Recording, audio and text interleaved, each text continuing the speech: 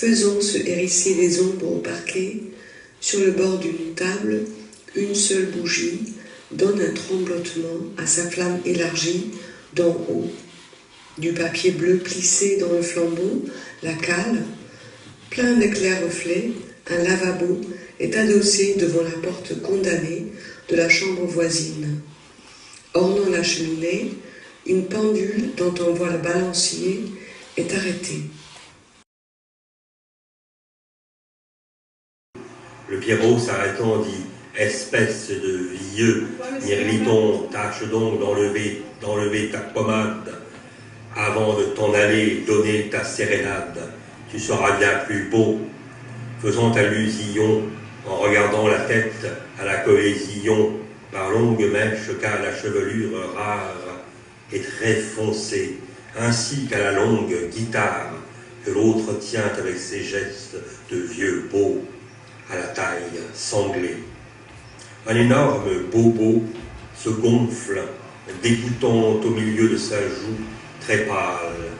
De sa main droite, on dirait qu'il joue sur la guitare pour s'accompagner, faisant aussi remuer sa main gauche, soi-disant sur les tiges de bois qui remplacent de vraies cordes, semblant choisir parmi toutes les raies peintes pour indiquer sur le manche où l'on doit, pour donner tel ou tel son, appuyer le doigt.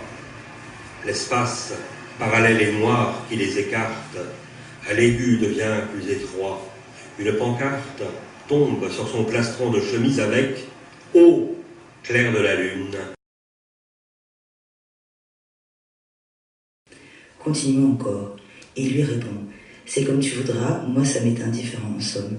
Elle chantonne un peu, promenons-nous dans les bois, rythmant de son pas lent, puis reprenant sa voix. « Qu'on est mieux ici qu'à Paris, tu ne trouves pas ?» Elle répond « Aussi ». Puis elle, tu m'approuves alors de t'avoir fait planter là ton maudit théâtre de malheur, où l'on ne t'applaudit jamais suffisamment comme tu ne le mérites, où l'on ne te comprend pas, où tes hypocrites de camarades sont là tous après toi tant qu'ils sont. Lui, sois tranquille, je suis trop content de ne plus être là dans cette affreuse boîte. Va maintenant, c'est bien fini. Je ne convoite plus, avec cette ardeur splendide, aucun succès. Je te promets qu'ils sont bien loin, les beaux accès de désespoir farouche et de rage impuissante. C'est bien fini. Pourvu maintenant que je sente ma Roberte, tout près de moi, comme ça, là. Je ne demande plus rien à personne. Il l'a serré un peu plus fort avec son bras. Il baisse la tête vers son front, à gauche. Elle se laisse embrasser aux cheveux en disant « Mon chéri », puis plonge le sien dans son regard attendri. Il reste quelque temps de la sorte en silence. Tout doucement, pendant qu'il marche, il la balance, en la fixant toujours de son regard câlin.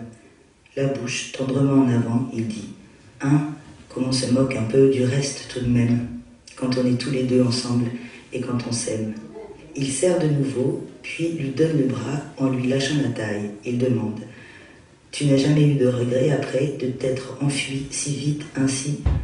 Tout en marchant, elle s'appuie sur lui, tous les deux pas. Elle répond « Jamais, jamais, jamais ». Il dit « Et si tu ne m'aimais plus ?» Elle fait « Voulez-vous bien un beau terre, monsieur ?»